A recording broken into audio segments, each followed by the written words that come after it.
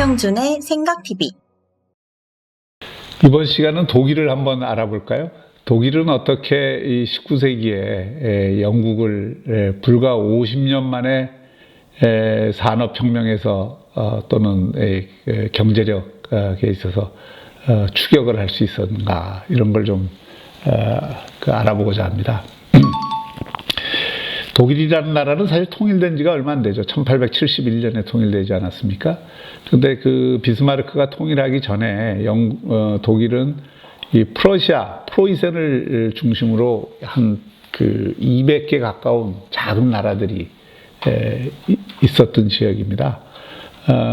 그 종교전쟁 이후에 그 세워진 베스트팔렌 조약, 그 베스트팔렌 조약으로 유럽의 그 지리가 거의 확정이 되고, 그때 이제 국가 질서가, 국민국가가 형성되는 기초가 됩니다만은, 그 이후로 프랑스도 통일이 되고, 뭐 영국도 그렇고 다 중요한 나라들은 일국체제를 이루었습니다만은, 이 프로이센과 그 밖에 여러 나라들은 아주 조그만 나라들로 이렇게 분산이 돼 있었습니다.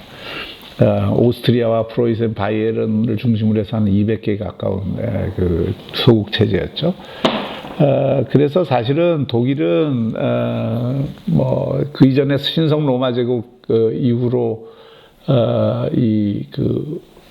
여러 가지 형태로 그 전쟁도 하고 종교개혁 그걸 둘러싼 갈등들이 굉장히 심했습니다만은, 국가 발전에 있어서는 다른 나라들에 비해서 좀 늦었다고 볼 수가 있죠.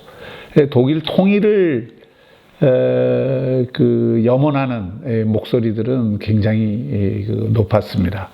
뭐 여러분들이 잘 아시는 이 피테의 독일 국민에게 고함, 뭐 이런 것도 다 이 독일의 그 문화적 민족주의를 표현한 것이고요. 그런 민족주의로 독일이 통일돼야 된다, 이런 요구들이 굉장히 강했던 거죠. 근데 독일이라는 나라는 사실 지리적으로 보면요, 옆에는 프랑스 때문에 늘 골치가 아픈 거고요. 또 그걸 강력한 경쟁자하고, 프랑스라고 하는 강력한 경쟁자하고 엄청난 이 국경을 맞대고 있잖아요. 이거 자체가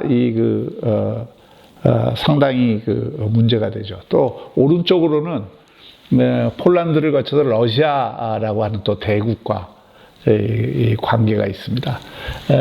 그리고 이 독일은 바다가 위쪽으로밖에 없잖아요. 함부르크 쪽에 있는 그 바다밖에 없는데, 그러다 보니까 해양으로 나가는 데는 이 한계가 있을 수밖에 없었습니다. 그러니까 그 이전의 대국들이 다 해양대국인데 비해서 독일은 해양대국이 될 수가 없었던 거죠. 대륙에 갇혀 있었던 거죠. 대륙에 갇혀 있으면서 왼쪽에서는 프랑스, 오른쪽에서는 러시아, 이런 나라들로부터 늘 압박을 받는 그런 역사를 갖고 있습니다. 그러다가 이게 또 여러 나라들로 쪼개져서 이제 쪼개진 나라들끼리 아웅다웅하는 이런 질서를 가지고 있었던 거죠.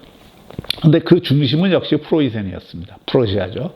그 프로이센이 중심이었는데, 이 프로이센을 중심으로 하는 독일이 18세기, 19세기 초까지는 그렇게 두각을 못 내다가 19세기 중반 이후 두각을 내기 시작하면서 19세기 후반, 20세기 초를 거치면서는 세계의 가장 큰 강국의 하나가 됩니다. 1845년에 지난번에 말씀드렸듯이 영국이 세계 공업 생산의 한 45%를 차지하고 있다 그랬잖아요. 그때 독일 지역의 공업 생산량은 전체의 한 16%밖에 되지 않았습니다. 그런데 20세기 초에 이르게 되면 영국과 독일이 세계에서 차지하는 비중이 20% 정도로 비슷해져요. 그 당시에 세계 강의 공업 생산국은 미국입니다. 미국은 이미 30%가 훌쩍 뛰어넘고요. 그런데 어쨌든 이 독일이 영국을 이렇게 빠른 속도로 따라잡을 수 있었는가, 그 부분에 대해서는 제가 간단히 좀 말씀을 드릴 텐데, 다른 요인들 다 빼고요. 뭐 복잡하게 설명을 하려면 한두 끝도 없으니까. 그런 것 빼고 저는 딱 한 가지 요인을 꼽으라 그러면 이 프러시아의 교육과 지력의 혁신입니다. 이 점을 좀 강조하고 싶은데요. 프러시아 교육 체계는 오늘날의 그 현대 교육 체계의 그 원형이 이 프러시아 교육 체계에 있습니다. 프러시아는 1763년에 요한 줄리어스 해커라고 하는 사람이 중심이 돼서 이 칙령을 발표해서 의무교육을 이때 이미 시행합니다. 그래서 그 의무교육이 영국보다도 100여 년 빠른 의무교육을 실시하고요. 그런 의무교육을 통해서 이 가장 중요한 변화를 가져온 것은 가난한 사람들이 모두 교육을 받을 수 있는 그런 교육 체계를 만들었다는 거죠. 그러니까 부자가 됐든 가난한 사람이 됐든 모두 교육을 받을 수 있는 체계. 이거를 그 기본을 만들었다는 게 대단히 중요하고요. 그 다음에 이제 이 학생들을 가르치는 교사를 전문적으로 양성하는 프로그램을 만들었습니다. 그러니까 다시 말하면 대학에서 학문을 해서 상당한 전문적 자격을 갖춘 사람들이 교사가 되는 제도를 만든 거죠. 그러니까 그냥 도제식으로 또는 뭐 주먹구구식으로 이렇게 가르치는 게 아니라 딱 일정한 그 자격을 갖춘 아주 질 높은 선생님들이 학생들을 가르치도록 하는 그런 그 제도를 도입했기 때문에 교육이 크게 질적으로 향상하는 그런 과정을 보여줬던 거죠. 우리가 이 생각의 힘이라고 할 때 두 가지가 있습니다. 하나는 엘리트들이 갖는 생각의 힘, 이게 대단히 중요합니다. 국가 지도자가 갖는 생각의 힘, 또 그 사회를 각 분야에서 이끄는 사람들, 뭐 기업이면은 기업가, 또 그 대학이면은 학자, 또 이 군대면은 군대를 지휘하는 지휘관, 이런 어떤 리더들의 생각의 힘이 강해야 되고요. 그들이 아주 지혜로워야 되고, 그들이 세상을 보는 통찰력이 뛰어나야 되고, 또 그 넓은 세계에 대한 안목이 있어야 되고, 미래에 대한 높은 수준의 그 전망이 있어야 됩니다. 비전이 있어야죠. 이런 엘리트들의 생각의 힘, 지도자들의 생각의 힘이 나라의 운명을 결정하는 데 대단히 중요하고요. 그리고 그 지도자들의 생각의 힘이라는 거, 그 지도자들이라는 게 결국 어디서 양성됩니까? 그 아래로부터 많은 사람들 속에서 양성이 되는 거잖아요. 그러니까 그 아래로부터 많은 그 사람들이 교육을 받고 그들이 생각의 힘과 지력을 넓힐 수 있는 그 영역이 잘 확보가 되어야 됩니다. 그래서 프러시안 교육에 있어서 그런 대중적인 교육 체계가 확립이 됐다는 것, 그리고 그 대중적인 교육 체계 속에서 높은 교육의 질을 확보할 수 있는 프로그램과 생태계를 만들었다는 것이 독일이 19세기에 강국으로 되는데 굉장히 중요한 힘을 발휘했다는 겁니다. 그리고 또 하나 지적할 것은 독일 역시 이 프로테스탄티즘의 영향을 대단히 강하게 받았습니다. 그리고 이 각급 학교 교육에서 이 프로테스탄티즘과 연계된 인성교육을 대단히 강화했어요. 이게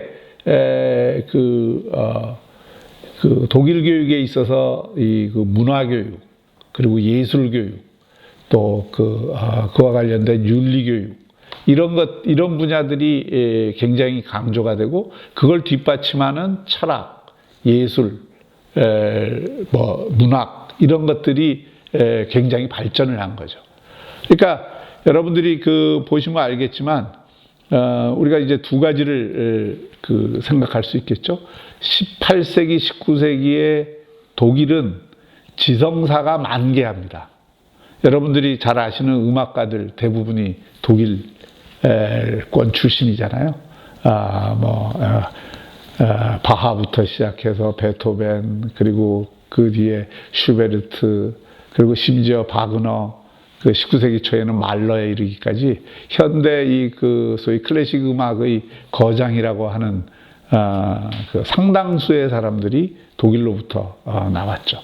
또 문학도 게테 이후로 많은 사람들이 거기서 나왔고, 또 철학이나 이 사회과학 쪽에서도 칸트나 피테, 헤겔, 그 뒤에 막스나 막스 베버, 그리고 심지어 과학 분야에서는 프로이트와 그 아인슈타인에 이르기까지 이 독일이 배출한 천재들이 워낙 많아요. 근데 독일에서 독일 사람들이 워낙 뭐 이게 DNA가 머리가 좋아갖고 이런 천재들이 많이 남았느냐? 저는 뭐 그런 면도 있을지 모르겠습니다만 그건 과학적으로 검증이 안 되는 거고 좀 사회과학적으로 설명을 하자면 이 프로시안 교육 시스템의 그 도입과 그걸 가져오게 한 이 그 교육에 대한 또 그 문화적인 생태계 그리고 그 뒤에 그런 프로시안 교육 시스템을 통해서 만들어진 새로운 그 교육 속에 배출된 엘리트들 그리고 그 속에서 또 뛰어난 천재들 또 그런 문화를 뒷받침하는 이 대학 사회 이런 게 이제 독일을 굉장히 생각이 강한 나라로 만든 것이죠. 독일이 여러 그 지역으로 또는 소국으로 이렇게 갈려져 있을 때도 두 가지 특징이 있어요. 작은 그 나라나 도시마다 그 가장 상징적인 장소를 차지하는 곳은 그 대학입니다. 그래서 그 소공국마다 경쟁을 하는데 이 좋은 대학을 가졌느냐 못 가졌느냐가 대단히 중요한 징표가 됐다 그래요.